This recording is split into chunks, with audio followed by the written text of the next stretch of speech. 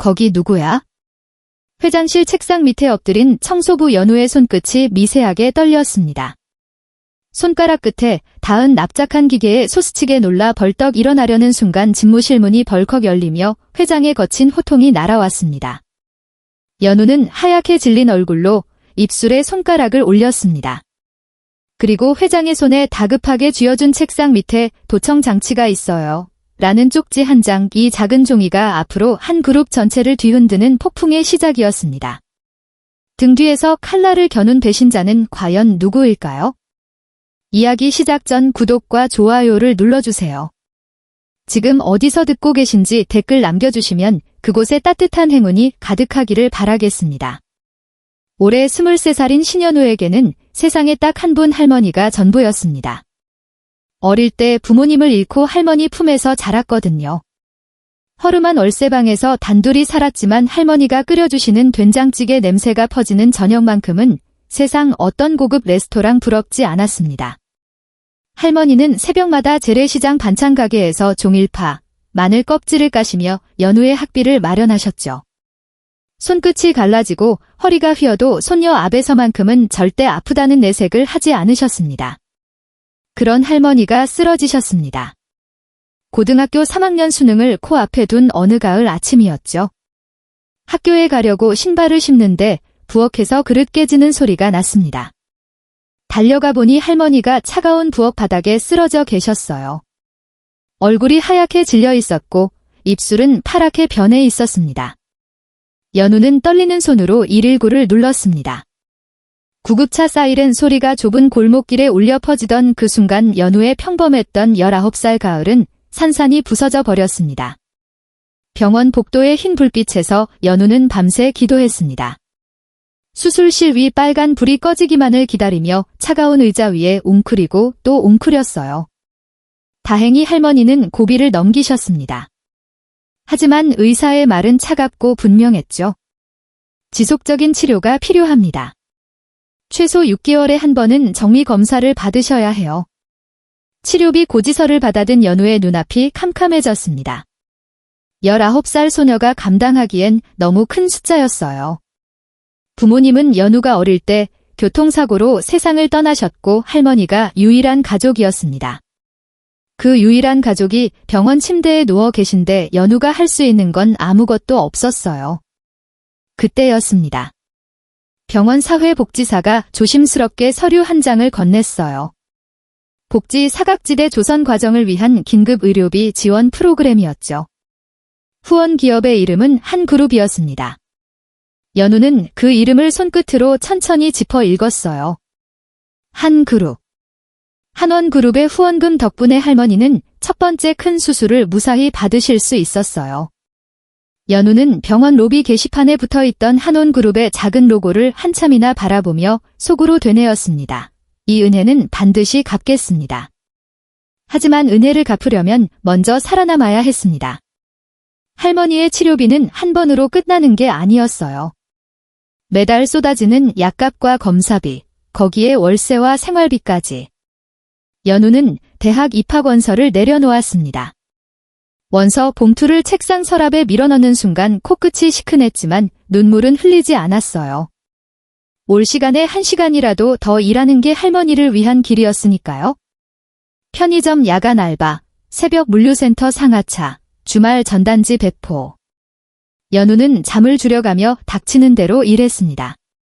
손가락 끝이 갈라지고 발 뒤꿈치에 물집이. 잡혀도 이을 악물고 버텼어요. 퇴근길 한겨울 새벽에도 버스비를 아끼려 40분을 걸으며 생각했죠. 할머니만 건강하시면 돼. 그것만 되면 아무것도 힘들지 않아. 그렇게 시간이 흘렀습니다. 23살이 된 연우는 여전히 할머니의 치료비를 감당하며 하루하루를 버티고 있었어요. 그러던 어느 날 물류센터 휴게실 벽에 붙은 채용 공고가 연휴의 발길을 멈추게 했습니다. 환원그룹 본사 시설관리팀 청소계약직 모집.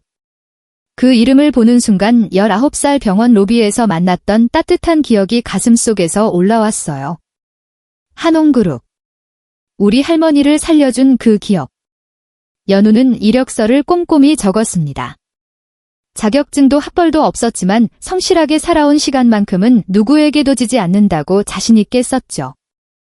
인사팀 담당자는 연우의 정직한 눈빛과 질문 하나하나에 빠짐없이 대답하는 성실한 태도를 높이 평가했습니다. 최종 합격 본사 청소부 연우는 합격 문자를 받아든 손을 가슴에 꼭 모으고 눈을 감았습니다. 남들이 보기엔 보잘것없는 청소부 자리였겠지만 연우에게는 은혜를 갚을 수 있는 가장 귀한 기회였거든요. 첫 출근 날 새벽 도시 전체가 아직 깊은 잠에 빠져있는 시간에 연우는 본사 정문을 통과했습니다. 선배 청소부들이 각자 담당 구역을 나눌 때 20층 최고 경영자 집무실 구역은 아무도 손을 들지 않았습니다. 저기는 서류가 한 장이라도 어긋나면 난리나. 까다롭기가 이루 말할 수 없어. 선배들이 고개를 저으며 수군거렸죠. 하지만 연우는 망설임 없이 손을 번쩍 들었습니다. 제가 할게요. 그 방이 좋습니다. 선배들이 의아한 눈으로 쳐다봤지만 여우는 속으로 조용히 다짐했습니다. 우리 할머니를 살려주신 분의 방이니까요. 감사한 마음을 담아 세상에서 가장 깨끗하게 닦아드리겠다고요. 연우의 청소는 남달랐습니다. 다른 사람들이 대충 걸레를 밀고 지나가는 소파 및 사각지대 책장 뒤편의 먼지한 털까지 빠짐없이 닦아냈거든요. 무릎을 꿇고 책상 다리 하나하나를 정성에 닦고 회장님 책상 위에 흐트러진 서류들을 조심스럽게 가지런히 정돈했습니다. 돋보기 안경이 서류 위에 아무렇게나 놓여 있으면 안경 닦이로 렌즈를 깨끗이 닦은 뒤 안경집 옆에 단정하게 올려놓았죠. 말없이 이름 없이 매일 새벽 그렇게 보훈의 마음을 채워갔습니다. 한원그룹 고진수 회장, 올해 55-30년 넘게 한 그룹을 읽어온 이 사내는 요즘 하루하루가 전쟁터 같았습니다. 치열한 기업 경쟁 주주들의 압박 끝이 보이지 않는 중압감이 어깨를 짓눌렀거든요. 잠을 제대로 자본 적이 언제인지 기억도 나지 않았습니다. 그런데 이상한 일이었습니다. 매일 아침 집무실 문을 여는 순간 이전에는 느끼지 못했던 묘한 포근함이 공간 전체에 감돌았거든요. 공기가 달랐습니다. 먼지 한 털 없이 깔끔한 바닥, 반듯하게 정돈된 서류, 그리고 안경집 옆에 가지런히 놓인 돋보기 안경. 진수는 책상 앞에 서서 정돈된 안경을 가만히 내려다 보았습니다. 누가 이렇게까지 세심하게 신경 쓰는 걸까? 새로 바뀐 청소부가 누군지 얼굴도 본 적 없었지만 그 보이지 않는 손길에서 전해지는 따뜻한 정성이 하루의 시작을 버틸 수 있는 유일한 위안이 되고 있었습니다. 진수는 한치 앞을 알 수 없는 경영 전쟁 속에서 오직이 새벽에 온기만이 유일하게 마음의 안식을 주고 있었습니다. 사방의 적이 도사리고 등 뒤에서 칼날이 번뜩이는 세계에서 매일 아침이 공간에 들어서는 순간만큼은 갑옷을 벗고 깊은 숨을 내쉴 수 있었거든요. 그렇게 가장 낮은 곳의 청소부와 가장 높은 곳의 대기업 회장은 단 한 번도 얼굴을 마주한 적 없이 오직 공간의 온기를 통해서만 보이지 않는 따뜻한 유대감을 쌓아가고 있었습니다. 그러던 어느 새벽이었습니다. 연우는 평소처럼 카트를 밀고 20층 회장실에 도착했습니다. 불을 켜지 않아도 이제는 눈을 감고도 이 방의 구석구석을 그릴 수 있을 만큼 익숙해진 공간이었죠. 그날따라 연우는 한 가지 마음에 걸리는 곳이 있었습니다. 진수의 책상 밑 가장 깊숙한 안쪽 구석이었죠. 대형 원목 책상의 상판 아래는 성인이 상체를 완전히 밀어넣어야 겨우 닿을 만큼 좁고 어두운 사각지대였습니다. 다른 청소부들은 존재 자체를 모르거나 알아도 귀찮아서 건너뛰는 곳이었죠. 하지만 연우는 달랐습니다. 은혜를 갚는 마음에 대충이란 게 있을 수 없었거든요. 연우는 바닥에 무릎을 꿇고 상체를 책상 밑으로 깊숙이 밀어넣었습니다. 한 손에 젖은 걸레를 쥐고 전등 불빛 닿지 않는 어둠 속을 손끝 감각에 의지에 쓸어내려갔죠. 상판 밑바닥의 나무결을 따라 걸레가 미끄러지던 그때였습니다. 연우의 손가락 끝에 나무와는 전혀 다른 이질적인 감촉이 걸려들었습니다. 딱딱하고 매끈한 무언가가 검은색 테이프로 상판 밑바닥에 교묘하게 붙어 있었습니다. 여우는 동작을 멈추고 걸레를 내려놓은 뒤 조심스럽게 손가락 끝으로 그 물체의 윤곽을 더듬었어요. 엄지 손톱만한 크기의 납작한 기계 장치였습니다.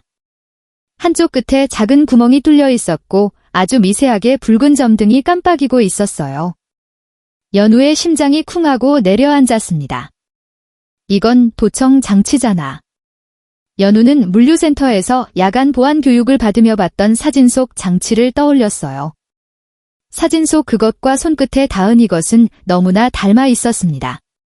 손가락이 미세하게 떨리기 시작했어요. 누가 왜 한옥 그룹 회장의 책상 밑에 이런 것을 숨겨둔 걸까? 연우의 등줄기를 차가운 것이 타고 내렸습니다. 책상 밑에 엎드린 자세 그대로 연우는 장치를 들여다보며 이 상황을 어떻게 해야 할지 머릿속을 빠르게 굴렸어요. 바로 그때였습니다. 벌컥 무실문이 거친 소리를 내며 벌컥 열렸습니다. 기어서 묵직한 구두 발소리가 카페 위를 밟으며 다가왔습니다. 연우는 숨이 턱 막혔어요. 새벽 6시, 이 시간에 회장실에 올 사람은 단 한 명뿐이었죠. 진수였습니다. 임시 이사회를 며칠 앞두고 밀린 서류가 산더미처럼 쌓여 있었던 닷에 평소보다 두어 시간이나 일찍 출근한 거였어요. 진수는 문을 열고 들어서다가 그 자리에 멈춰 섰습니다. 불도 켜지지 않은 제 방 안 커다란 책상 밑에 누군가가 엎드려 있었으니까요. 거기 누구야? 진수의 낮고 굵은 목소리가 어둠을 갈랐습니다. 어깨가 굳었고 한 발짝 뒤로 물러서며 본능적으로 경계하는 자세를 취했어요. 누구든 자기 집무실 책상 밑에 낯선 사람이 엎드려 있으면 놀라는 게 당연했죠. 그것도 새벽 어둠 속에서요. 연우는 진수의 구두 끝이 시야에 들어오는 순간 온몸에 피가 얼어붙는 것 같았습니다. 어떡하지? 머릿속이 하얘졌어요. 벌떡 일어나 사정을 설명해야 할까? 하지만 바로 그 순간 연우의 뇌리를 스치는 생각 하나가 모든 것을 멈추게 했습니다. 잠깐이 도청 장치가 지금 이 순간에도 살아있다면 누군가가 이 방해 소리를 실시간으로 듣고 있을지도 모릅니다. 만약 연우가 소리를 내어 도청 장치의 존재를 말하는 순간 장치 너머에 있는 인물은 즉시 모든 것을 눈치챌 거예요. 증거를 인멸하고 흔적을 지울 시간을 벌게 되는 거죠. 연우의 심장은 미친 듯이 뛰고 있었지만 머리만큼은 놀랍도록 차분하게 돌아갔습니다. 연우는 책상 밑에서 천천히 상체를 일으키며 진수와 눈을 마주쳤어요. 그리고 재빨리 입술에 검지 손가락을 가져다 댔습니다. 소리라고 할 수도 없을 만큼 작은 거의 입 모양에 가까운 신호였어요. 연우의 눈은 간절함으로 가득했습니다. 제발 소리 내지 마세요. 온몸이 그 한마디를 외치고 있었죠. 진수는 순간 당혹스러웠습니다. 이름도 모르는 청소부가 제 방 책상 밑에 엎드려 있다가 느닷없이 조용히 하라는 신호를 보내다니.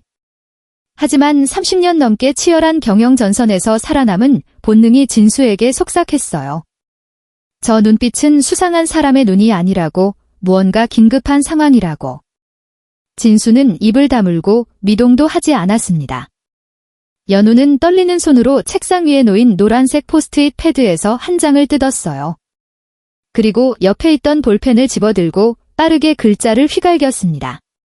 손끝이 떨려서 글씨가 삐뚤했지만 한 글자 한 글자에 절박한 진심이 담겨 있었어요. 회장님, 책상 밑에 도청 장치가 있어요. 연우는 그 작은 노란 종이를 두 손으로 조심스레 들어올려 진수의 손바닥 위에 다급하게 쥐어줬습니다. 연우의 손가락이 진수의 손바닥에 닿는 순간 떨림이 고스란히 전해졌어요. 진수는 쪽지를 내려다봤습니다. 눈동자가 한 번 크게 흔들렸어요. 도청장치. 그 세 글자가 눈에 들어온 순간 가슴 한가운데를 돌로 내려치는 듯한 충격이 밀려왔습니다.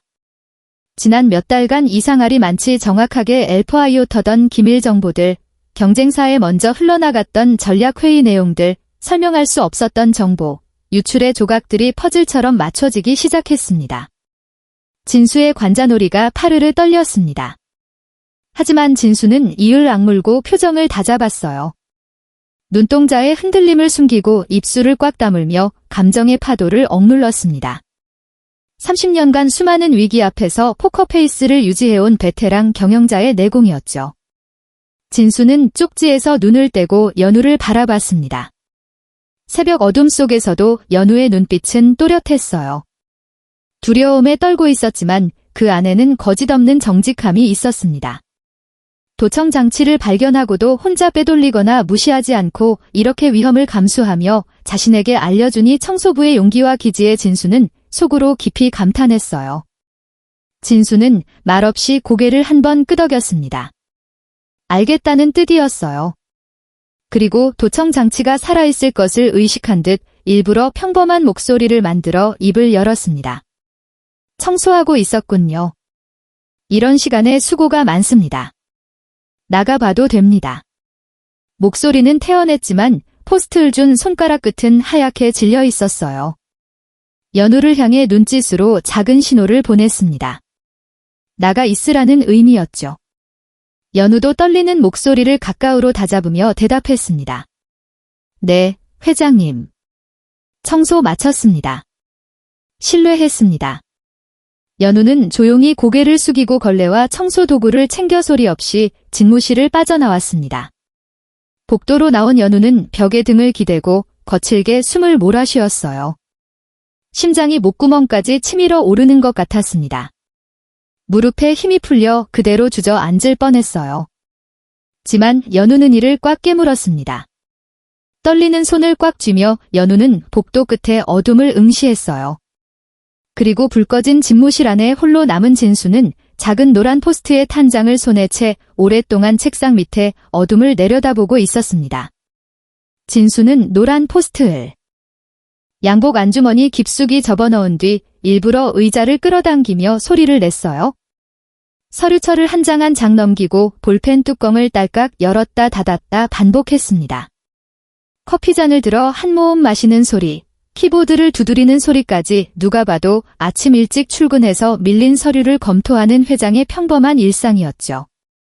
하지만 서류 위를 훑는 진수의 눈은 글자를 전혀 읽고 있지 않았어요. 머릿속은 오직 책상 밑에 그 작은 기계 장치로 가득 차 있었습니다. 누구지? 대체 누가 이런 짓을? 진수의 턱이 단단하게 굳었어요.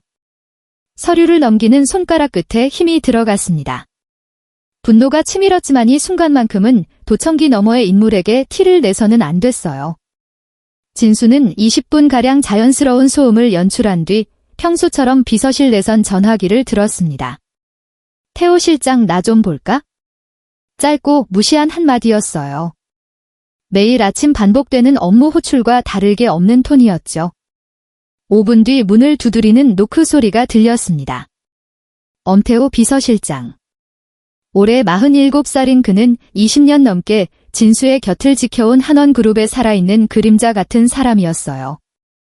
창업주 시절부터 고시 가문과 함께했고 진수가 경영 일선에 나선 첫날부터 단 한 번도 자리를 비운 적이 없었습니다. 진수에게 태호는 단순한 비서가 아니라 이 세상에서 유일하게 등을 맡길 수 있는 사람이었죠. 태호가 문을 열고 들어서자 진수는 아무 말 없이 안주머니에서 접힌 노란 포스트 이들 꺼내 책상 위에 밀어놨습니다. 그리고 검지 손가락으로 책상 밑을 가리키며 입술을 꽉 다물었어요. 태호는 진수의 굳은 표정만으로 심상치 않은 일이 벌어졌음을 직감했습니다. 태호는 쪽지를 집어들었어요. 회장님, 책상 밑에 도청 장치가 있어요. 삐뚤한 글씨를 읽는 순간 태호의 눈빛이 칼날처럼 날카로워졌습니다. 쪽지를 준 손끝에 순간적으로 힘이 들어갔어요. 하지만 그 역시 20년간 위기의 현장을 함께 넘겨온 사람이었습니다. 표정 하나 흐트러뜨리지 않고 고개만 천천히 끄덕였죠.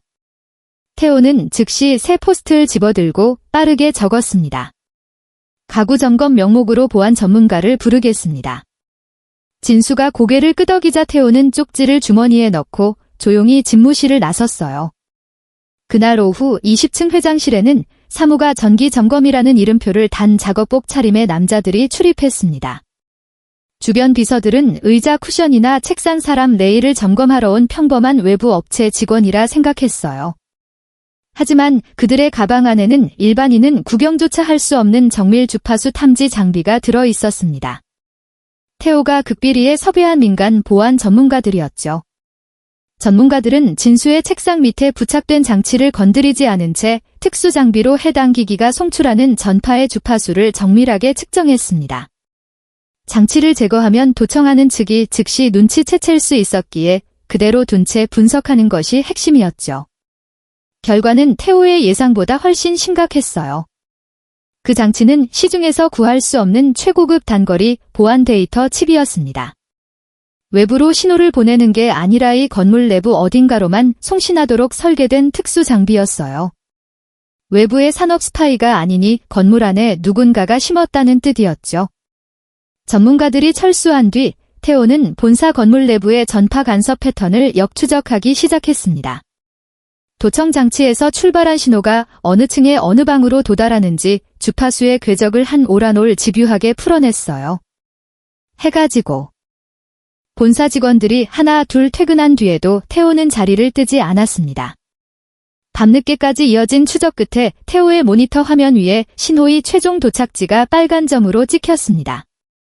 19층 고창재 부회장 집무실의 개인 컴퓨터. 태호는 화면을 2번, 3번 다시 확인했어요.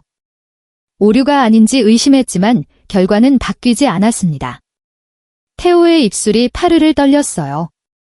20년간 진수의 곁을 지키며 수많은 경쟁자와 외부의 적을 상대해왔지만 배신의 칼날이 친형제에게서 날아올 줄은 상상조차 못했습니다.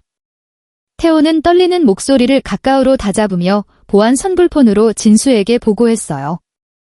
회장님 신호의 최종 수신지가 확인됐습니다. 19층 부회장님 집무실입니다. 전화기 너로 긴 침묵이 흘렀습니다. 창재 친동생 창재였습니다. 같은 부모 밑에서 태어나 같은 밥을 먹고 같은 지붕 아래에서 자란 피를 나눈 동생이었어요. 아버지가 돌아가시던 날 병실 침대 곁에서 진수의 손을 잡고 슬퍼하던 그 동생이었습니다. 아버지가 마지막 숨을 거두시며 남긴 말이 떠올랐어요. 너희 둘이 힘을 합쳐야 한다. 형이 앞에서 이끌면 동생이 뒤에서 받쳐주고 그렇게 서로 등을 대고 서면 어떤 바람에도 안 넘어진다. 그 약속을 진수는 가슴에 품고 살아왔습니다. 회사가 아무리 힘들어도 동생의 자리만큼은 지켜줬어요. 경영에서 의견이 갈릴 때도 끝까지 대화로 풀려고 노력했죠. 혈육이니까요. 세상에서 유일하게 남은 가족이니까요. 그런데 그 동생이 형의 책상 밑에 도청 장치를 숨겨두고 모든 기밀을 엿듣고 있었습니다. 경영 전략도 인사구상도 혼잣말로 중얼거린 고민까지도 전부 동생의 귀로 흘러 들어갔던 거예요. 진수는 성북동 자택 서재의 의자에 깊이 파묻혔어요. 불을 켜지 않은 어둠 속에서 양손으로 얼굴을 감싸 주었습니다. 손가락 사이로 깊고 거친 한숨이 새어나왔어요. 가슴 한가운데가 텅 빈 것처럼, 아니 누군가 주먹으로 뚫어놓은 것처럼 허전하고 아팠습니다. 아버지의 목소리가 자꾸만 귀가에 맴돌았어요. 하지만 진수는 오래 무너져 있지 않았어요. 이를 악물고 천천히 고개를 들었습니다. 어둠 속에서 진수의 눈빛이 달라져 있었어요. 슬픔이 거치고 그 자리를 차갑고 단단한 결의가 채워 넣었습니다. 감정에 휘둘려 섣불리 움직여서는 안 됐어요. 동생이 도청까지 하면서 무엇을 노리는 건지, 어디까지 준비해 두었는지 그 끝을 지켜본 뒤에 합법적으로 완벽하게 대응해야 했습니다. 한치의 빈틈도 없이 진수는 선불폰을 들어 태호에게 짧은 메시지를 보냈어요. 앞으로 이건에 관한 모든 소통은 이 전화로만 한다. 진수는 전화기를 내려놓고 어둠 속 창밖을 바라봤어요.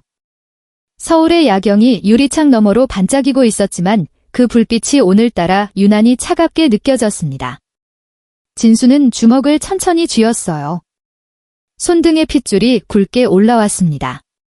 다음 날부터 진수와 태호는 곧바로 반격의 첫 단추를 꿰기 시작했습니다.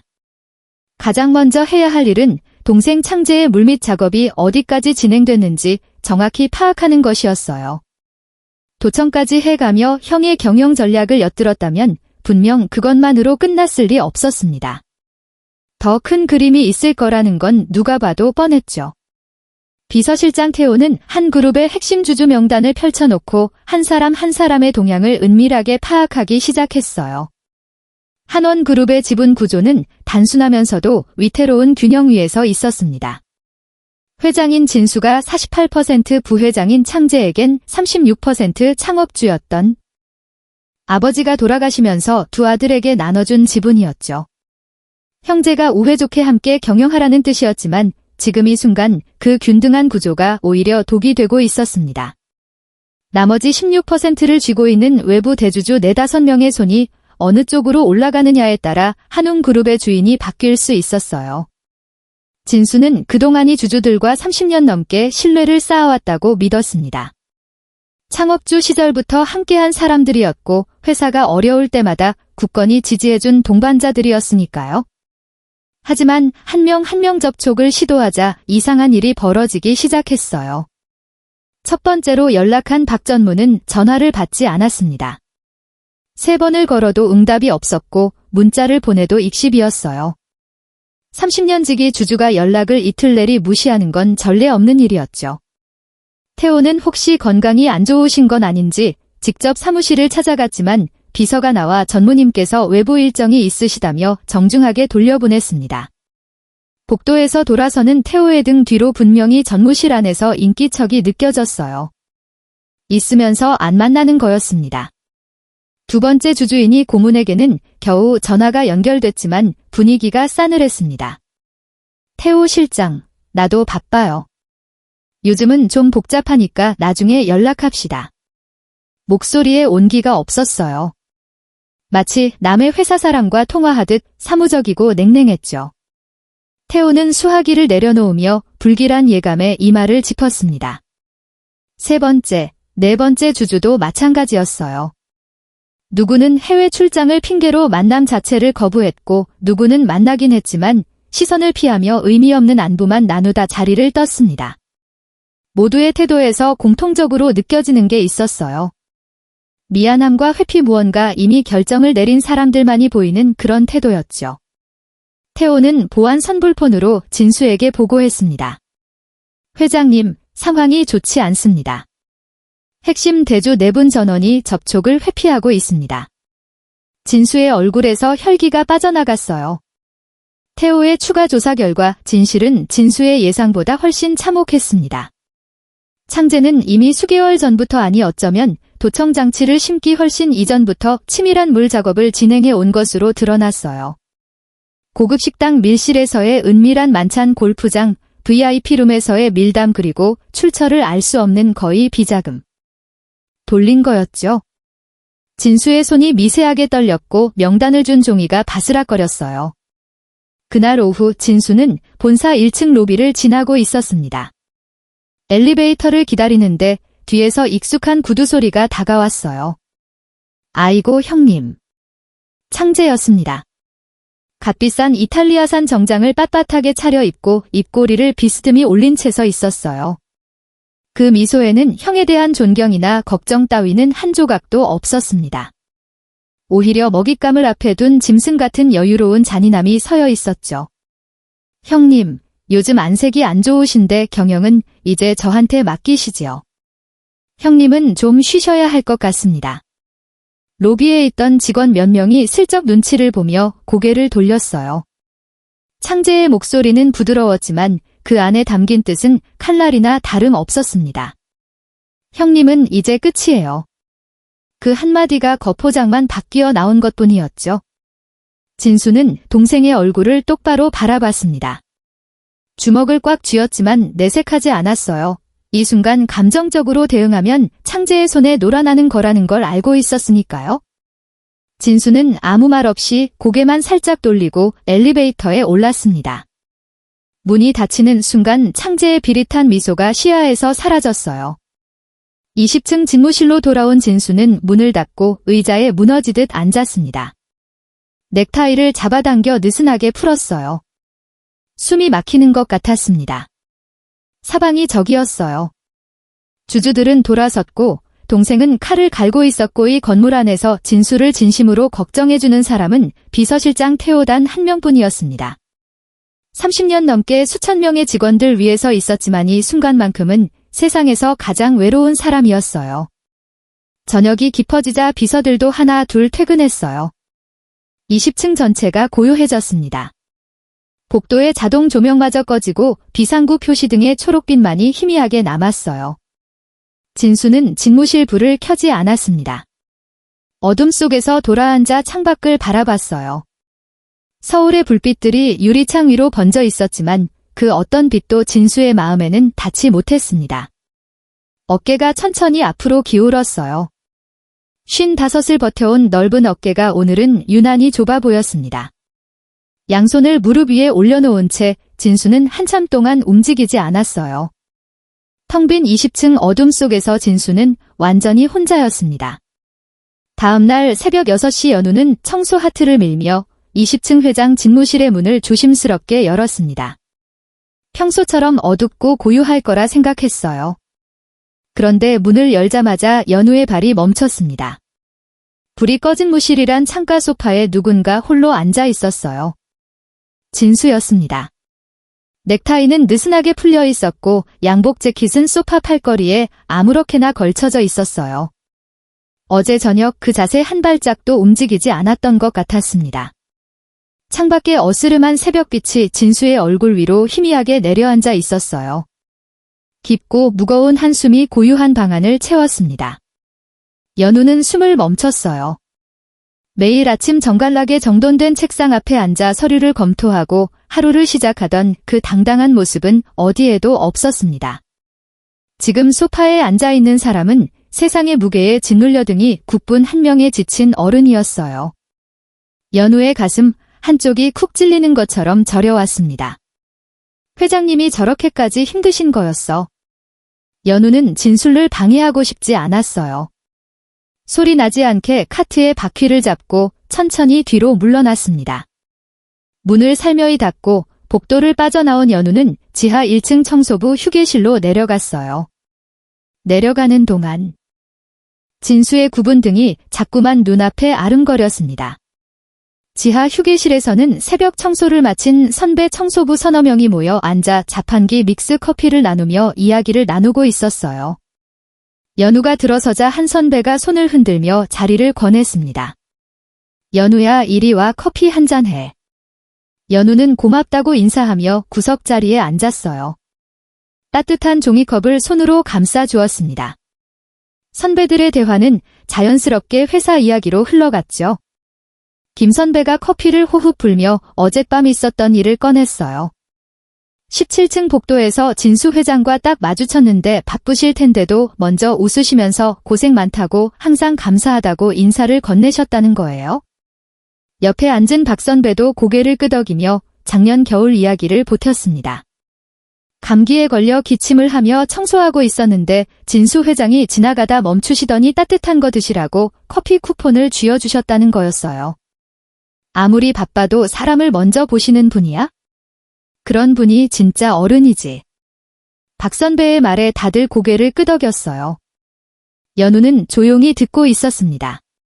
선배들의 말 한마디 한마디가 가슴에 깊이 와닿았어요. 역시 회장님은 진짜 좋은 분이구나.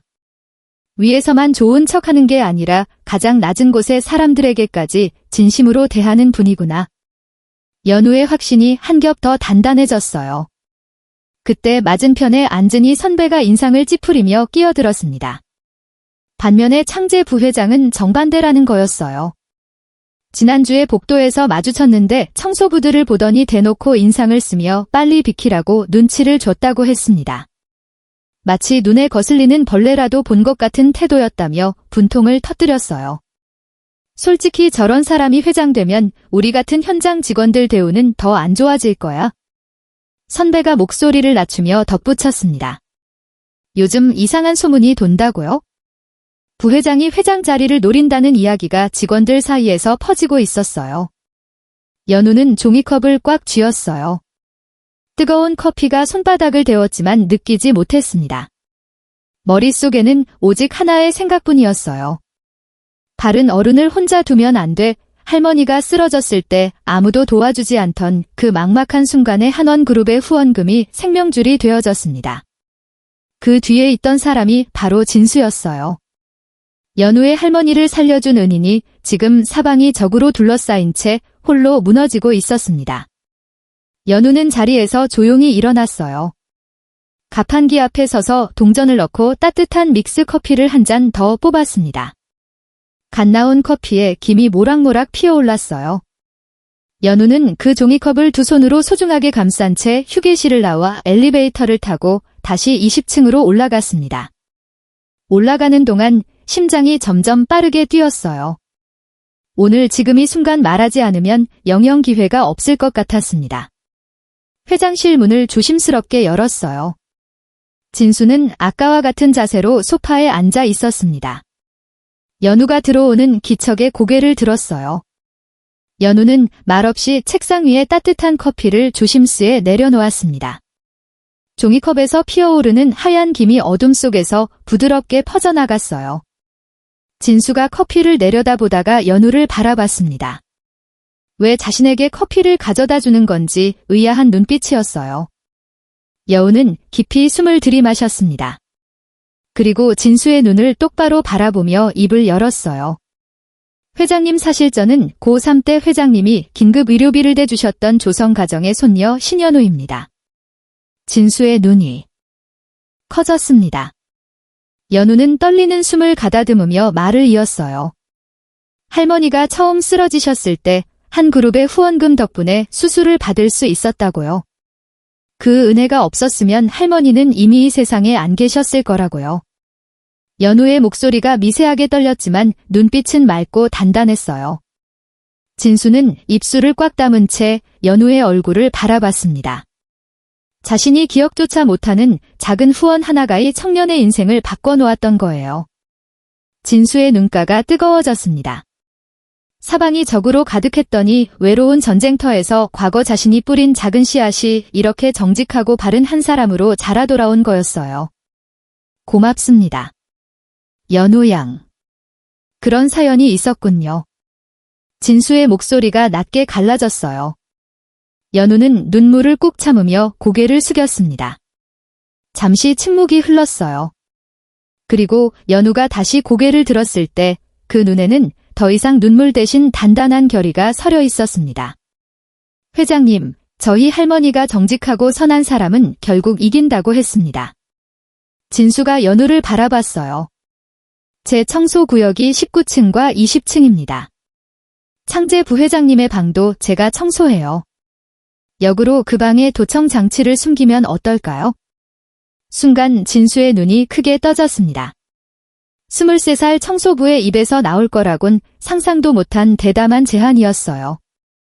연우 양 그건 너무 위험합니다. 자칫 들키면 연우 양이 큰 화를 입을 수 있어요. 진수가 손을 내으며 단호하게 말했습니다. 목소리에는 걱정이 가득했어요. 이미 도청의 존재를 처음 알려준 것만으로도 충분히 위험을 감수한 청년이었습니다. 더 이상의 위험에 빠뜨릴 수는 없었어요. 하지만 연우는 한 발짝도 물러서지 않았습니다. 회장님, 그때 회장님이 안 계셨으면 저희 할머니는 이미 돌아가셨을 겁니다. 할머니는 제 목숨과 같은 분이에요. 그 할머니를 살려주신 은혜를 이제는 제가 꼭 갚고 싶습니다. 연우의 목소리는 떨리지 않았어요. 두 주먹을 꽉 쥐고 등을 곧게 세운 채 진술을 올려다보고 있었습니다. 23살 청소부의 작은 체구였지만 그 눈빛만큼은 어떤 임원보다도 단단하고 뜨거웠어요. 진수는 한참 동안 연우의 눈을 들여다봤습니다. 저 눈은 거짓이 없었어요. 계산도 욕심도 없었습니다. 오직 은혜를 갚겠다는 순수한 의지와 바른 사람이 부당하게 쓰러지는 걸 두고 볼 수 없다는 울고든 정의감만이 가득했죠. 30년 넘게 수많은 사람을 만나왔지만 아무런 대가 없이 자신을 위해 위험을 감수하겠다는 사람은 태호 외에는 없었습니다. 그런데 지금 이름도 몰랐던 청소부가 그 자리에서 있었어요. 진수의 코끝이 시큰해졌습니다. 입술을 꽉 깨물고 천장을 올려다봤어요. 눈물이 흘러내리지 않도록 한참 뒤 진수가 천천히 고개를 끄덕였습니다. 알겠습니다. 연우 양. 당신을 믿겠습니다. 진수가 소파에서 일어나 연우에게 손을 내밀었어요. 연우는 두 손으로 그 손을 잡았습니다. 거칠고 넓은 손이었어요. 30년 넘게 현장을 누비며 회사를 잃은 손이었죠. 연우의 작은 손은 걸레와 빗자루를 쥐며 달고 갈라진 손이었지만 그 악수에 담긴 무게는 같았습니다. 비밀 동맹이 맺어진 그날 저녁 진수는 곧바로 태호를 성북동 자택으로 불렀습니다. 서재 문을 닫고 마주 앉은 자리에서 진수는 연우와의 일을 낱낱이 설명했어요. 과거 자신이 후원했던 조성 가정의 손녀가 한 그룹의 청소부로 돌아왔다는 사실. 그리고 그 청소부가 먼저 역도청 작전을 제안했다는 사실까지. 태호는 듣는 내내 눈을 감고 고개를 끄덕이다가 한참 뒤에 입을 열었어요. 23살 청소부가 그런 제안을 했단 말입니까? 대단한 배짱이군요. 태호의 목소리에는 감탄과 걱정이 동시에 서여 있었습니다. 진수가 고개를 끄덕이자 태호는 즉시 준비에 들어갔어요. 추적이 불가능한 초소형 도청 칩안 선불폰 한 대를 하루 만에 확보했습니다. 칩은 엄지손톱의 절반도 안 되는 크기였지만 반경 200m 안에 모든 대화를 선명하게 수신할 수 있는 고성능 장비였어요. 다음날 새벽 진수는 아무도 없는 본사 지하 주차장 구석에서 연우를 만났습니다. 검은색 비닐 파우치에 담긴 칩을 직접 연우의 손에 쥐어주며 진수의 얼굴이 무겁게 굳었어요. 연우 양 안전이 최우선입니다. 조금이라도 위험하다고 느끼면 그 즉시 중단하고 나오세요. 증거보다 사람이 먼저예요. 진수의 목소리에는 은혜를 갚겠다는 청년을 위험 속으로 보내야 하는 미안함이 가득했습니다. 연우는 고개를 끄덕이며 칩을 받아들었어요. 작고 납작한 금속 조각이 손바닥 위에서 차갑게 빛났습니다. 연우는 그것을 청소조끼 가장 안쪽 깊숙한 주머니에 넣고 지퍼를 꼭 잠갔어요. 그날 오후 태호에게서 메시지가 왔어요.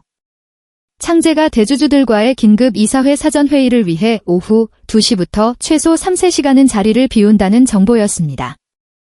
연우는 선불폰 화면을 확인하고 깊이 숨을 들이마셨어요. 손가락 끝이 차가웠지만 눈빛은 단단했습니다. 오후 2시 반 후는 평소처럼 청소를 밀고 19층 복도를 걸었습니다. 카트 위에는 걸레, 분무기, 쓰레기 봉투가 가지런히 놓여 있었어요. 누가 봐도 그저 일과 중인 청소부였죠.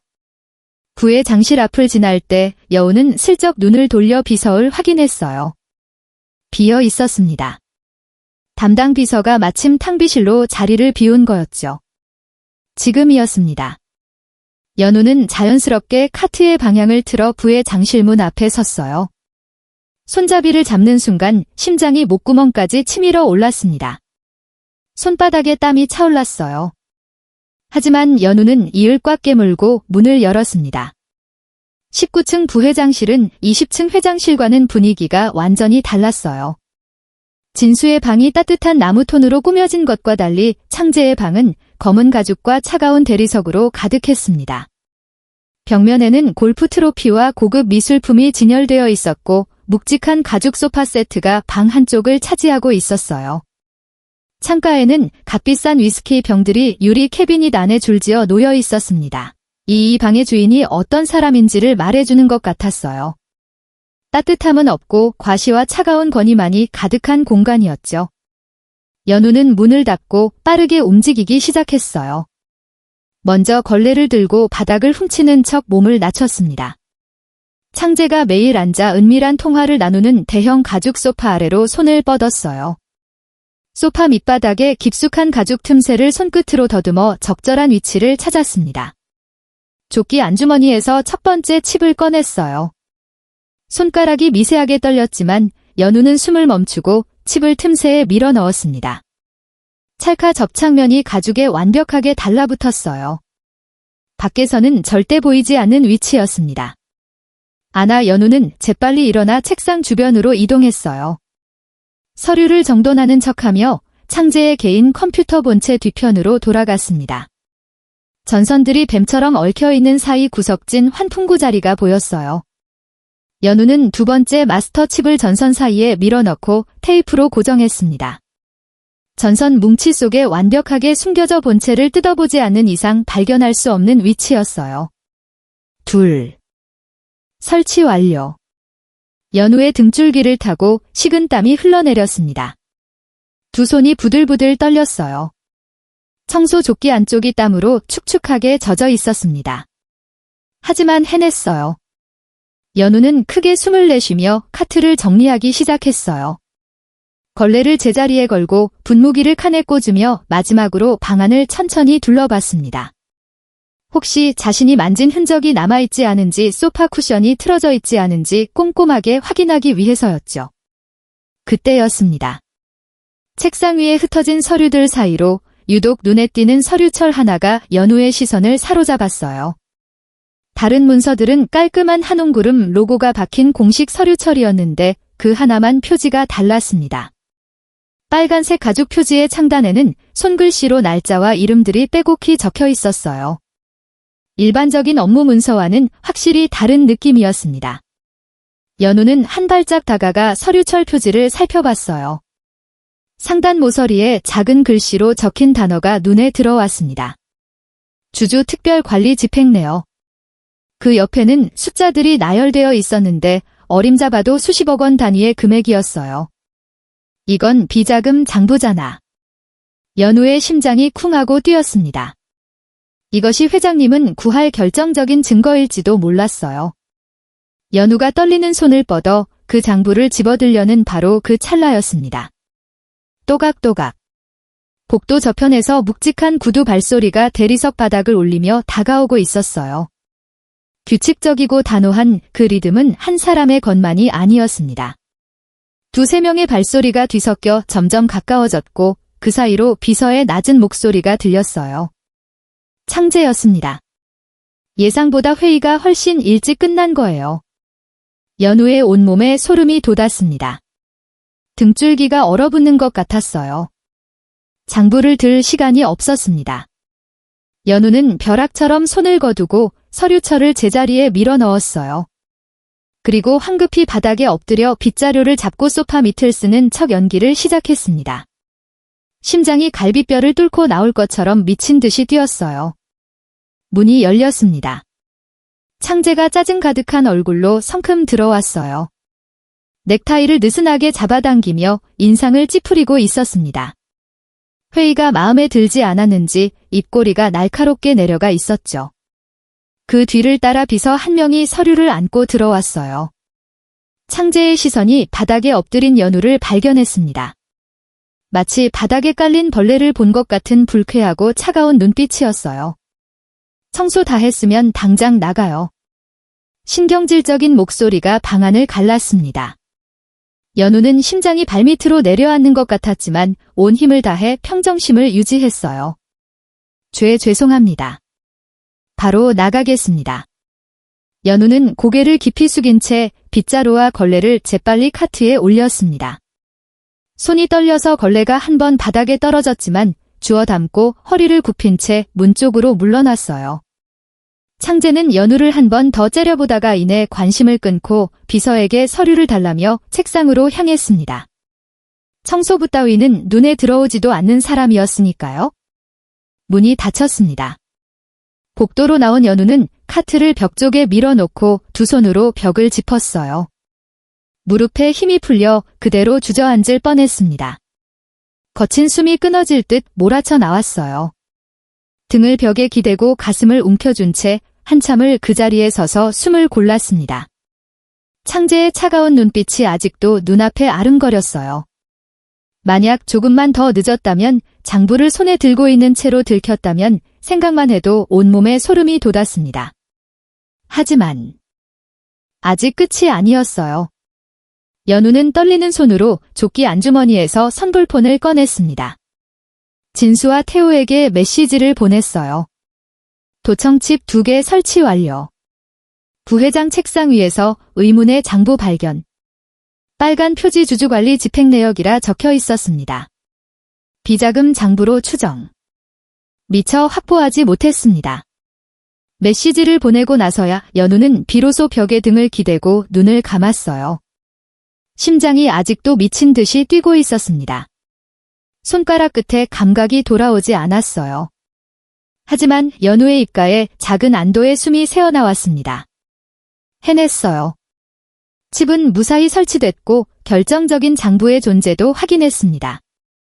아무도 눈여겨보지 않던 청소부 신현우라는 존재가 이 거대한 음모의 한가운데로 걸어들어가 가해자들의 비밀을 파헤치는 완벽한 눈과 귀가 된 순간이었습니다. 연우가 심어놓은 도청칩이 마침내 결정적인 순간을 포착한 것은 이사회 하루 전날 저녁이었습니다.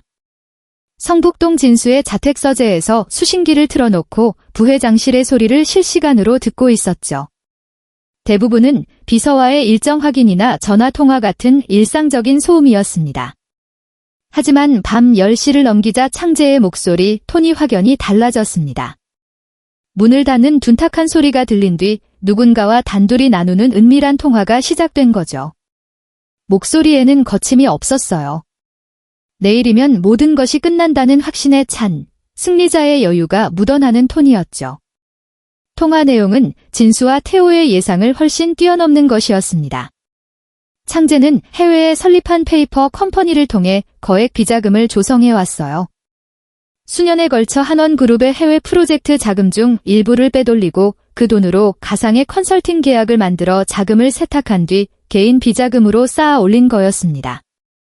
그리고 그 돈으로 한 그룹의 핵심 대주들에게 뒷돈을 건네며 임시 이사회에서 회장 해임만에 찬성표를 던지겠다는 약속을 받아낸 거였어요.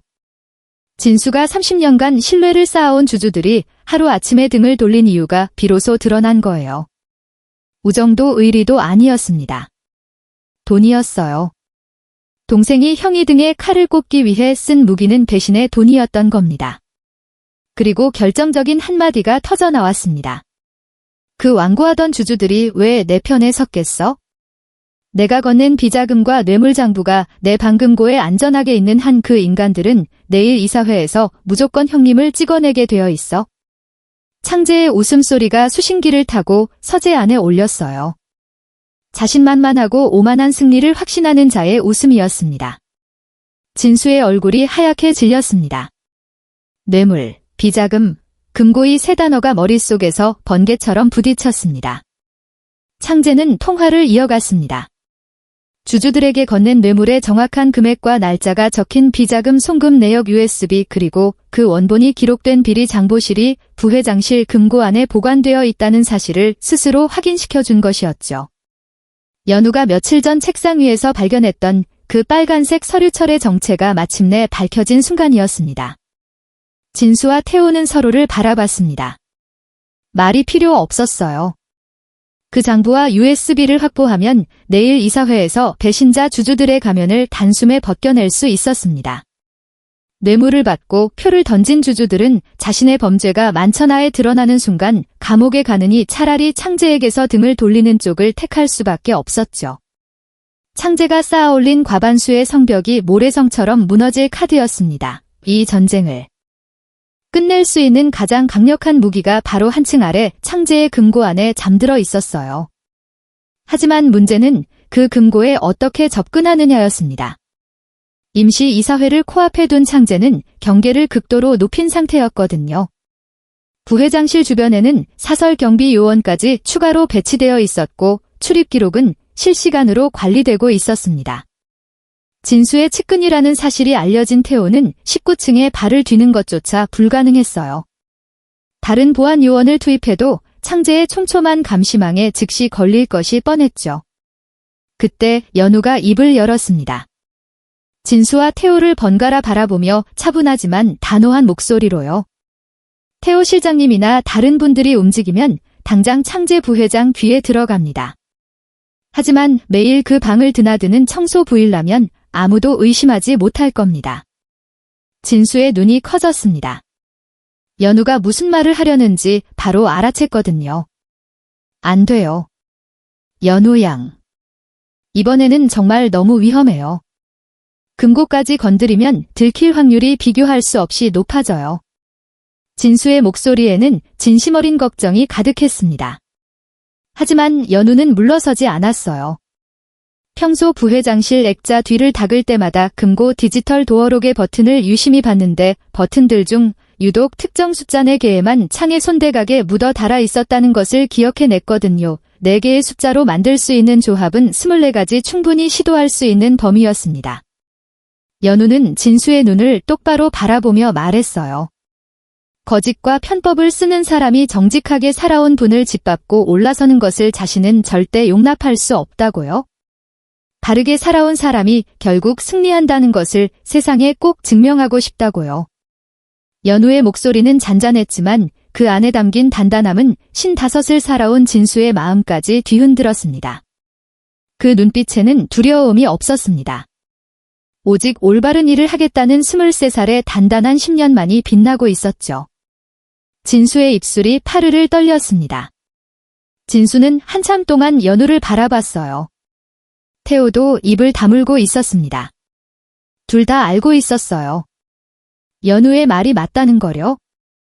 지금 이 상황에서 부회장실 금고에 접근할 수 있는 사람은 아무도 경계하지 않는 청소부단 한 명뿐이었습니다.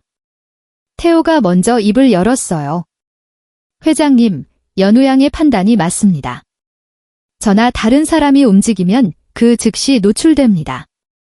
진수는 이를 악물었습니다. 자신을 위해 위험을 감수하겠다는 23살 아이를 또다시 위험 속으로 보내야 하는 현실이 가슴을 쥐어짜는 것처럼 괴로웠어요.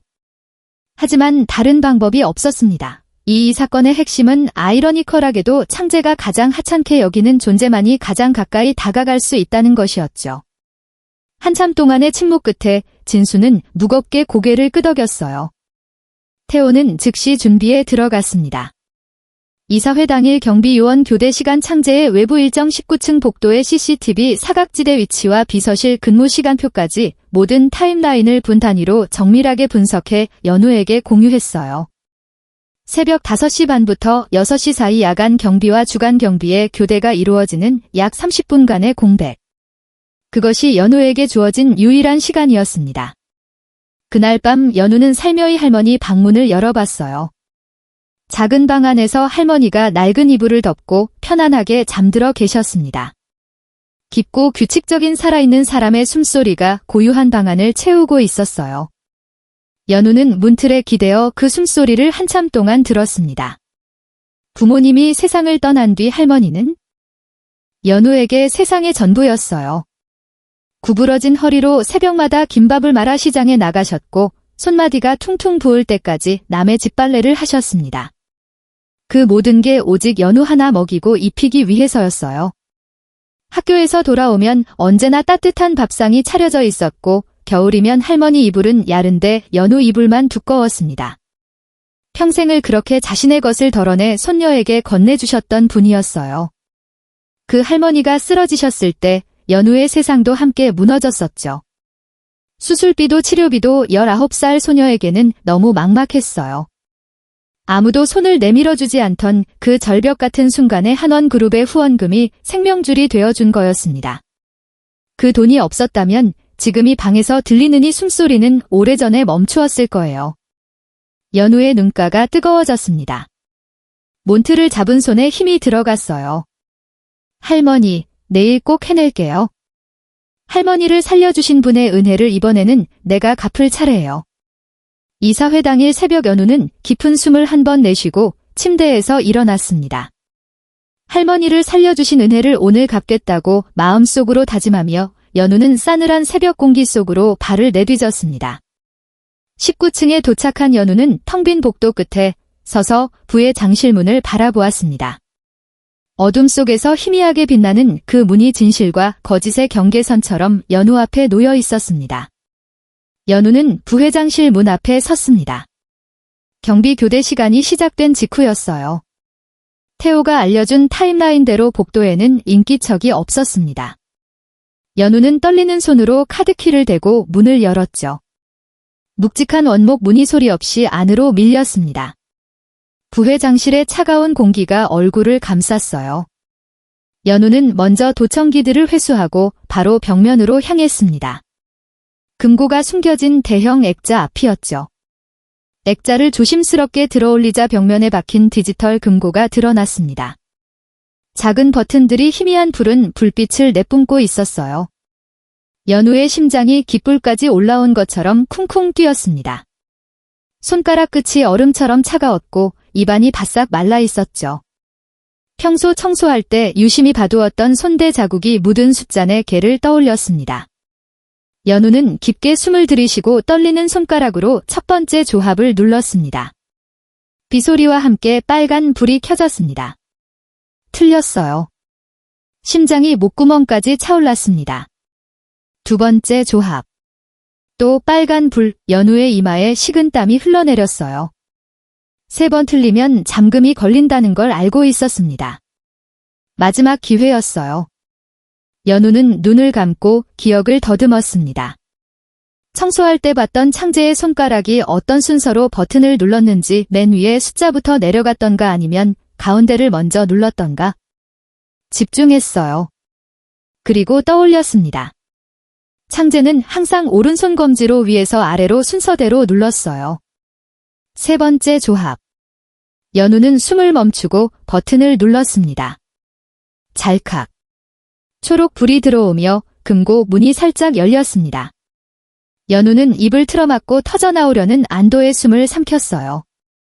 떨리는 양손으로 금고 안을 더듬었죠. 차가운 금속 내벽 안쪽에 검은색 USB 하나와 며칠 전 책상 위에서 봤던 그 빨간색 서류철이 고스란히 놓여 있었습니다. 비자금 송금 내역 USB와 주주 매수 비리 장부 실물. 연우는 2개를 양손에 쥐어 잡았어요. 손바닥에 전해지는 그 무게가의 싸움을 끝낼 수 있는 무기의 무게였습니다. 연우는 금고 문을 닫고 액자를 원래 위치로 돌려놓기 시작했습니다. 양손이 떨려서 액자가 벽에 제대로 안착되지 않았어요. 겨우 걸쇠에 걸어놓고 물증을 가슴에 품으려던 바로 그 순간이었습니다. 복도 저편에서 대리석 바닥을 울리는 묵직한 구두 발소리가 들려왔습니다. 한 걸음 한 걸음 점점 가까워지는 발소리에 연우의 온몸이 얼음처럼 굳었어요. 이사회를 앞두고 예상보다 일찍 출근한 창제의 발자국이었습니다. 시간이 없었어요. 30초 아니 20초도 남지 않았을지 몰랐죠. 연우는 본능적으로 청소 카트 쪽으로 몸을 돌렸습니다. 카트 위풍칸에 넣기엔 너무 눈에 띄었어요. 그 순간 연우의 눈에 카트맨 아래에 놓인 검은색 폐수 수거통이 들어왔습니다. 하루 종일 바닥을 닦은 걸레를 짜놓는 통이었죠. 시커먼 구정물이 가득 차 있었고 코를 찌르는 악취가 올라오고 있었어요.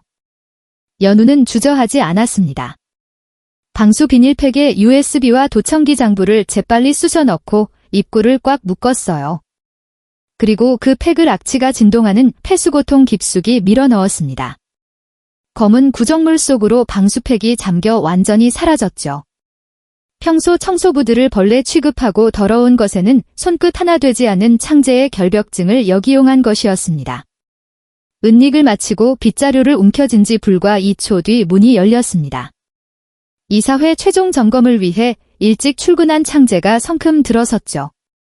맞춤 슈트에 금태 커프스를 찬 모습은 여느 때와 같았지만 눈빛은 매서웠습니다. 이사회 당일 아침에 팽팽한 긴장감이 얼굴 전체에 서여 있었어요. 창제는 빗자루를 준 채 서 있는 연우를 보고 처음에는 그냥 지나치려 했습니다. 또 그 청소부야 하는 표정이었죠. 하지만 문을 닫으며 벽면을 스치듯 바라본 순간 발걸음이 멈췄어요. 금고가 숨겨진 대형 액자가 미세하게, 정말 미세하게 삐뚤어져 있었거든요. 평소 물건 하나의 각도까지 기억하는 예민한 사람이었습니다. 창제의 눈이 가늘어졌어요. 그리고 시선이 연우에게 향했죠. 하얗게 질린 얼굴, 이마에 맺힌 땀방울. 미세하게 떨리는 손, 무언가 부자연스러웠습니다. 너 전에도 내 방 청소했지? 방금 내 방에서 뭐 건드렸어? 창제의 목소리는 낮았지만 칼날처럼 날카로웠습니다. 연우는 간신히 입을 열었어요. 아무것도 안 건드렸습니다. 바닥만 쓸고 있었어요. 하지만 창제는 연우의 대답 위에는 관심이 없었습니다. 이미 의심의 끈을 놓지 않기로 결심한 눈빛이었거든요. 창제는 청소아트로 다가가 위에 놓인 비품들을 거칠게 뒤집기 시작했어요. 세정제통이 바닥에 굴러 떨어졌고 걸레가 사방으로 흩어졌죠.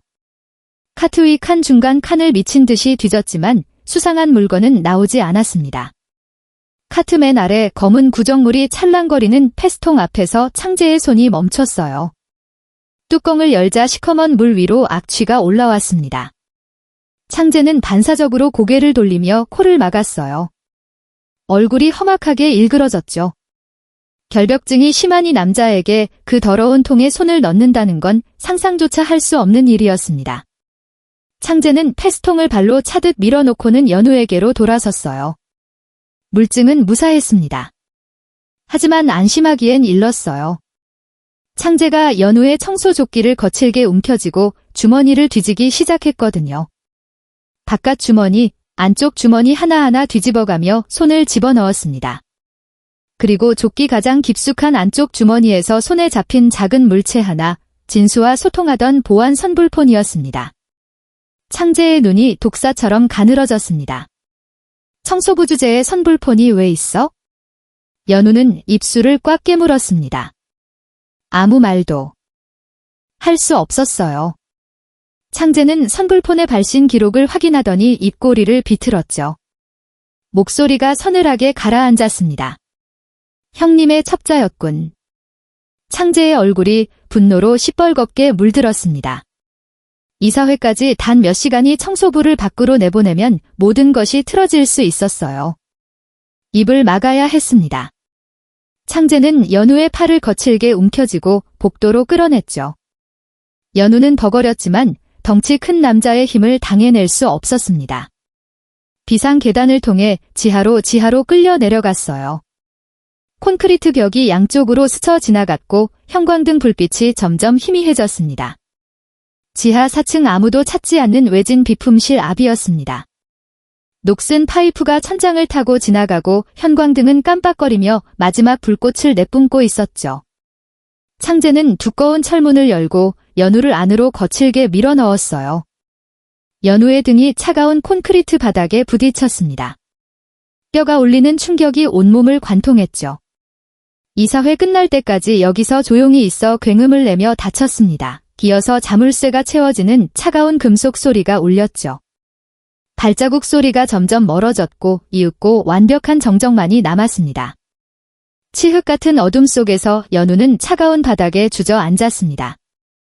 온몸이 떨렸고 팔목에는 창재가 움켜진 자리에 시퍼런 멍이 들고 있었어요. 어둠 속에서 자신의 거친 숨소리만이 콘크리트 벽에 부딪혀 메아리 쳤습니다. 하지만 연우는 이를 악물었어요. 물증은 무사했으니까요. 패스통 깊숙이 잠든 USB와 장부가 세상의 빛을 보기만 한다면이 어둠은 견딜 수 있었습니다. 아침이 밝았습니다. 청북동 자택에서 이사회 출격을 준비하던 진수는 새벽부터 연우에게 보낸 선불폰 문자가 단 한 통도 읽히지 않고 있다는 것을 깨달았습니다. 한 통, 두세 전화를 걸어도 신호음만 허공에 울릴 뿐이었죠. 진수는 이사회용 서류를 내려놓고 선불폰 화면을 뚫어지게 바라봤습니다. 손의 진폰이 미세하게 떨리기 시작했어요. 새벽에 부의 장실로 들어간 연우가 2시간이 넘도록 연락이 없다는 건 어떤 식으로든 일이 틀어졌다는 뜻이었습니다. 가슴 한 구석이 차갑게 얼어붙었어요. 진수는 즉시 태호에게 전화를 걸었습니다. 목소리가 다급했어요. 태호야, 연우 양에게 연락이 안 돼. 일이 생긴 게 분명해. 무슨 수를 써서라도 행방을 찾아 태호는 전화를 끊자마자 본사로 질주했습니다. 넥타이도 매지 못한 채 건물 안으로 뛰어들어간 태호가 가장 먼저 향한 곳은 지하 2층 메인 보안실이었어요. 한 그룹 본사 전체의 CCTV를 총괄하는 핵심 시설이었죠.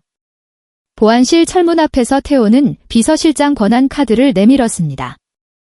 당직 보안요원이 눈을 동그랗게 뜨며 일어섰지만 태호는 묵직한 한마디로 길을 열었어요. 비서실장 긴급 권한입니다. 오늘 새벽 전층 CCTV 마스터하드 열람합니다. 12대의 모니터 벽 앞에 앉은 태호는 이사회 당일 새벽 시간대의 영상을 프레임 단위로 되돌리기 시작했습니다. 1층 로비 엘리베이터, 19층 복도, 20층 회장실 구역, 연휴 후에 청소 아트가 새벽 5시 전후로 19층 복도에 나타나는 장면까지는 확인할 수 있었어요. 하지만 그 이후 영상이 묘한 곳에서 끊겼습니다. 지하 통로 구역이었어요. 지하 3층에서 4층으로 이어지는 비상 계단과 복도의 CCTV 화면이 부자연스럽게 정지되어 있었죠. 영상이 아예 없는 게 아니었습니다. 똑같은 프레임이 반복 재생되고 있었어요. 텅 빈 복도의 동일한 장면이 30분 넘게 루프처럼 돌아가고 있었던 것이었죠. 20년간 보안 시스템을 다뤄온 태호의 눈은 속일 수 없었습니다. 누군가 의도적으로 원본 영상을 지우고 텅 빈 복도 장면을 더 씌워 조작한 흔적이 분명했어요. 태호는 즉시 보안실 서버에 설치된 포렌식 복구 툴을 가동했습니다. 모든 CCTV 영상은 덮어 쓰더라도 원본 프레임의 고유 데이터가 하드디스크 깊은 곳에 잔흔으로 남는 법이었거든요. 키보드 위를 내리치듯 두드리는 태호의 손가락은 한치의 망설임도 없었어요. 5분 뒤 화면이 바뀌었습니다. 조작되어 지워졌던 원본 영상이 모니터 위로 되살아났어요. 복구된 영상 속에는 새벽 어스름 속에서 창재가 연우의 팔을 거칠게 움켜쥐고 비상 계단을 내려가는 장면이 선명하게 잡혀 있었죠. 연우가 버거리는 모습. 지하 4층 외진 비품실 앞에서 철문 안으로 밀어넣어지는 모습 그리고 자물쇠가 채워지는 모습까지 한 프레임도 빠짐없이 살아 돌아왔습니다. 태호는 즉시 선불폰을 꺼내 진수에게 전화를 걸었습니다. 회장님 찾았습니다. 연우 양이 지하 4층 비품실에 감금되어 있습니다. 전화 너머로 진수의 숨소리가 거칠러지는 것이 들렸어요. 내가 직접 간다. 절대 움직이지 마. 진수는 전화를 끊자마자 자택을 뛰쳐나왔습니다. 양복 상의도 제대로 걸치지 못한 채 올라탔죠. 성북동에서 본사까지 20분 거리를 10분 만에 주파했어요. 핸들을 준 손에 핏줄이 붉은 솟아 있었고 이마에는 식은땀이 흘러내렸어요. 자신이 시킨 일 때문에 23살 아이가 차가운 지하에 갇혀 있다는 사실이 가슴을 새망치로 내려치는 것처럼 아팠거든요. 본사 지하 주차장에 차를 세운 진수는 문이 채 닫히기도 전에 뛰기 시작했습니다. 태호와 보안 요원 3명이 합류했지만 진수가 가장 앞에서 달렸어요. 55살의 다리가 계단을 2칸씩 건너뛰었습니다. 콘크리트 벽이 양쪽으로 스쳐 지나갔고 거친 숨소리가 계단통을 울렸죠. 지하 4층에 도착하자 녹슨 파이프가 천장을 타고 흐르는 음침한 복도 끝에 굳게 닫힌 두꺼운 철문이 보였습니다. 자물쇠와 쇠사슬이 문을 옥죄고 있었어요. 진수는 복도 벽에 걸린 비상용 소화도끼를 직접 뽑아들었습니다. 태호가 제가 하겠습니다라며 손을 뻗었지만 진수는 고개를 저었어요. 이 문은 내가 연다. 진수의 눈에는 눈물과 분노가 뒤섞여 있었습니다. 자기가 보낸 아이가 저 문 뒤에서 떨고 있었으니까요. 빨간 도끼를 머리 위로 지켜둔 진수는 이를 악물고 온 힘을 실어 자물쇠를 향해 내리쳤습니다. 쾅 불꽃이 튀었어요. 자물쇠가 비틀어졌지만 끊어지지 않았습니다. 양복 소매가 찢어지고 손바닥에 진동이 올라왔지만 진수는 멈추지 않았어요. 4번째 타격에 자물쇠가 끊어지며 바닥으로 떨어졌죠. 진수는 쇠사슬을 맨손으로 잡아뜯고 철문을 힘껏 열어젖혔습니다. 치흑 같은 어둠 속에서 차가운 공기가 쏟아져 나왔어요. 곰팡이와 먼지 냄새가 뒤섞인 축한 공기였죠. 그리고 그 어둠의 한가운데 콘크리트 바닥 위에 웅크린 채 떨고 있는 연우의 형체가 보였습니다. 연우양 진수의 목소리가 갈라졌습니다. 몇 시간 동안 불도 없고 난방도 없는 지하 비품실에 갇혀있던 연우는 입술이 파랗게 질려 있었고 온몸이 사시나무처럼 떨리고 있었어요. 팔목에는 시퍼런 멍이 선명했고 청소복은 바닥의 먼지로 회색빛이 되어 있었죠. 하지만 어둠 속에서 자신의 이름을 부르는 그 목소리를 알아듣는 순간 연우의 꺼져가던 눈에서 불꽃 같은 빛이 다시 살아났습니다. 진수는 무릎을 꿇고 자신의 양복 상의를 벗어 연에 떨리는 어깨에 덮어 주었어요. 할머니를 살려주셨던 그 따뜻한 손길이 다시 한번 연우를 감싸하는 순간이었습니다. 하지만 연우는 몸을 녹일 겨울도 없이 벌떡 일어났습니다. 비틀거리는 다리를 억지로 끌고 비품실 밖으로 뛰어나갔어요. 19층에서 끌려 내려올 때 복도에 넘어져 있던 청소 카트를 향해 달려간 것이었죠. 카트 맨 아래 검은 폐수 수거통이 그대로 있었습니다. 아무도 그 더러운 통에는 관심을 주지 않았거든요. 연우는 주저없이 구정물 속에 팔을 쑥 집어넣었습니다. 차갑고 끈적한 액체가 팔꿈치까지 올라왔지만 신경 쓸 겨를이 없었어요. 손끝에 방수 비닐팩이 잡혔습니다. 연우는 팩을 끌어올려 봉인을 확인했죠. 비자금 송금 내역 USB와 비리 장보 실물 방수팩 안쪽은 물 한 방울 스며들지 않은 완벽한 상태였습니다. 회장님, 물증이 무사해요. 연우의 목소리가 떨렸지만 그 안에는 승리의 확신이 담겨 있었어요. 진수는 그 빨간색 서류철과 검은 USB를 바라보며 뜨거워진 눈시울을 감추지 못했습니다. 태호가 나직하게 말했어요. 회장님, 시간이 없습니다. 이 사회가 이미 시작됐을 겁니다. 진수는 고개를 끄덕이며 연우의 손을 잡아 일으켰습니다. 세 사람은 동시에 비상 계단을 향해 뛰기 시작했어요. 지하 4층에서 대회의실이 있는 3층까지 7개 층을 한 번에 올라가야 했죠. 진수가 앞에서 달리고 연우가 바짝 뒤따르고 태호와 보안위원들이 양옆에서 호위했습니다. 한 그룹 본사 최상층 대회의실은 사람들로 가득 차 있었습니다. 주주들이 빼곡히 자리를 채우고 있었고 양쪽 벽면에는 언론사 기자들이 카메라와 녹음기를 들고 도열해 있었어요. 환원그룹의 운명을 결정할 임시 이사회가 열리는 날이었습니다. 장내에는 팽팽한 긴장감이 감돌았어요.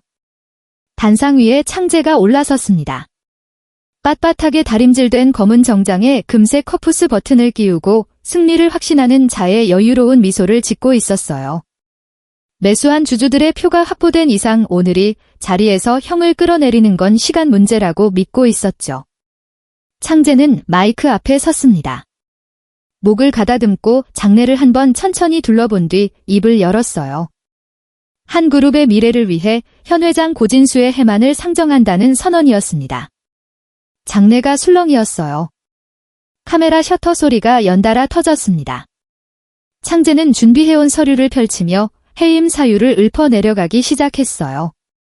경영 실적 부진, 리더십 부재, 주주 가치 훼손. 모두 짜맞춰진 거짓이었지만 표면적으로는 그럴듯하게 포장되어 있었죠. 매수한 주주들은 미리 약속한 대로 고개를 끄덕이며 동조하는 분위기를 만들었어요. 창재가 서리를 덮으며 자신만하게 말했습니다. 이제 표결로 넘어가겠습니다. 바로 그 순간이었습니다. 쾅 대회실의 양쪽 대문이 벌컥 열렸어요. 모든 시선이 일제히 문 쪽으로 쏠렸습니다. 진수였습니다. 정장 재킷에 단추를 꼿꼿이 채운 채 이 회사를 이끌어온 창업주 장남의 위험을 온몸에 두르고서 있었어요. 이 회사에서 축출당할 위기에 몰렸던 사람의 모습이 아니었습니다. 오른쪽에는 태호가 왼쪽에는 구정물에 젖은 청소복 차림의 연우가 나란히 서 있었어요. 연우의 양손에는 빨간 가죽 장부가 안겨 있었어요. 장내가 순식간에 발칵 뒤집혔습니다. 수백 명의 시선이 입구에 집중됐어요. 카메라 플래시가 쉴 새 없이 터졌습니다. 단상 위에 창재는 얼굴에서 혈기가 빠져나갔어요. 마이크를 준 손이 미세하게 떨렸습니다. 하지만 곧 이을 악물고 소리를 질렀어요. 당장 사람들을 밖으로 끌어내 경비요원 몇 명이 어정쩡하게 움직였습니다. 하지만 진수는 한 발짝도 물러서지 않았어요.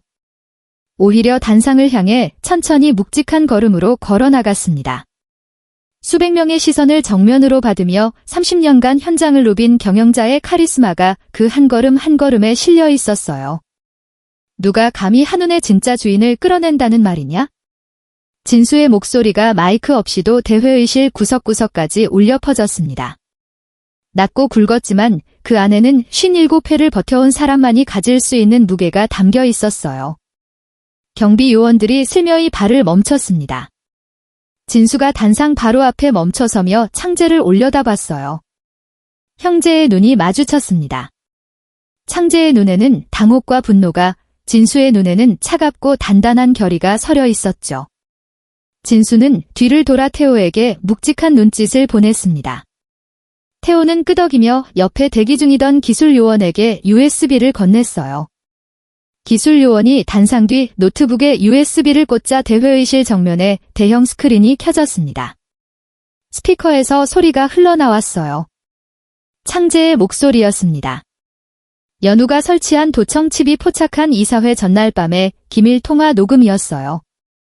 해외 페이퍼 컴퍼니를 통한 비자금 조성, 대주들에게 건넨 뇌물, 그리고 형을 축출하기 위해 꾸민 모가 창재 본인의 입에서 낱낱이 쏟아져 나왔습니다. 그 자신만 자백이 수백 명의 귀에 또렷하게 박혔어요. 대회의실 전체가 그 목소리에 얼어붙었습니다. 기자들의 팬이 미친 듯이 움직였어요. 동시에 진수가 연우에게서 빨간 가죽 장부를 건네받아 단상 위에 내던졌습니다. 장부가 펼쳐지며 안에 적힌 이름과 숫자들이 드러났어요. 뇌물을 받아 챙긴 주주들의 이름, 날짜, 송구수가 빼곡했습니다. 이 장부에 이름이 적힌 주주 여러분. 지금 이 자리에 계시죠? 진수의 목소리가 장내를 갈랐어요. 이름이 불린 주주들의 얼굴이 하얗게 질렸습니다. 자리에서 일어서려 다시 주저앉는 사람, 고개를 숙이고 시선을 피하는 사람. 금융범죄의 공범으로 처벌받을 수 있다는 현실이 그들의 머리 위에 벼락처럼 떨어진 거였어요. 변심은 순식간이었습니다. 창재에게 표를 약속했던 주주들이 일제히 손을 거두었어요. 창재 쪽으로 쏠렸던 5호 지분이 연기처럼 흩어졌습니다. 찬성표를 던질 사람이 사라지자 해임안은 성립 자체가 불가능해졌어요. 진수의 압도적인 판정승이었습니다. 창재는 단상 위에서 비틀을 거렸어요. 입술이 파르르 떨렸습니다. 손에 쥐고 있던 서류가 바닥에 흩어졌지만 주워 담을 기력조차 없어 보였어요. 그때 대회의 의실 뒤쪽 문이 다시 열렸습니다. 진수의 사전 신고를 받고 대기 중이던 서울광역수사대 형사들이 들어왔어요. 양복 안쪽에 수사관 배지를 단자 셋이 단상을 향해 걸어갔습니다. 고창재 씨, 배임, 뇌물공여, 불법주주 매수 및 감금 협박 혐의로 긴급 체포합니다. 형사가 은빛 수갑을 꺼내 들었어요. 창재의 손목에 차가운 금속이 채워지는 소리가 조용해진 대회의실 안에 또렷하게 울렸습니다. 잘 가, 은빛 수갑이 잠겼어요. 이건 말도 안 돼. 나는 한원그룹의 부회장이야. 당장 이손 나. 창재가 발버둥을 치며 소리를 질렀습니다. 하지만 형사들은 미동도 하지 않았어요.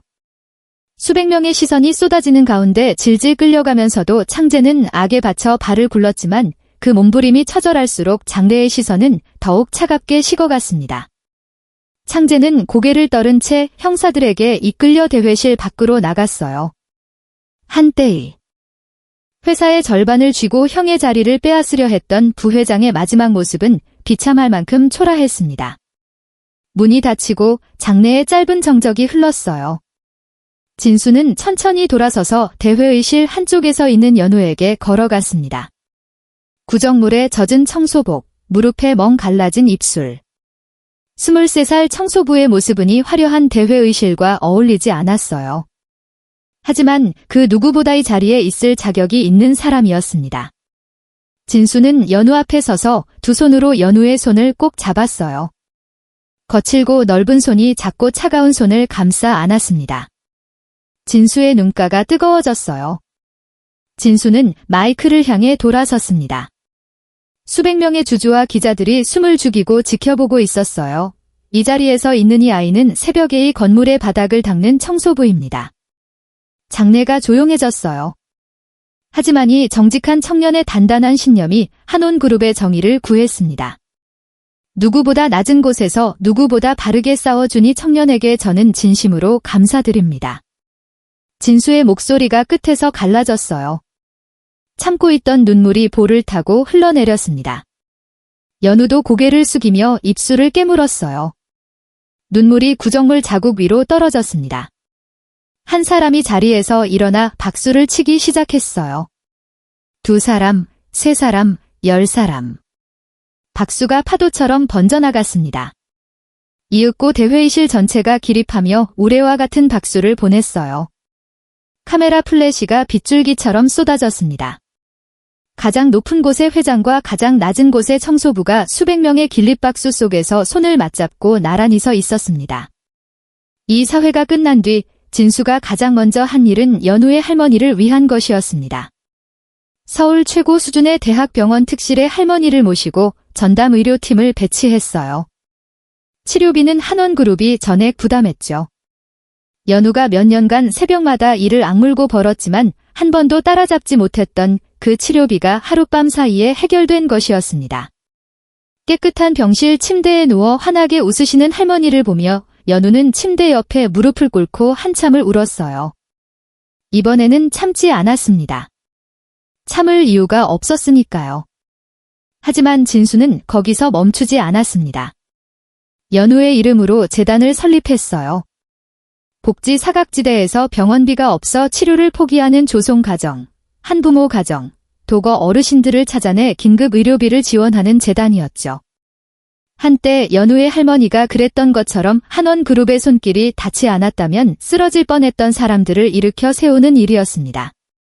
연우가 뿌린 작은 씨앗이 세상으로 퍼져나가기 시작한 것이었어요.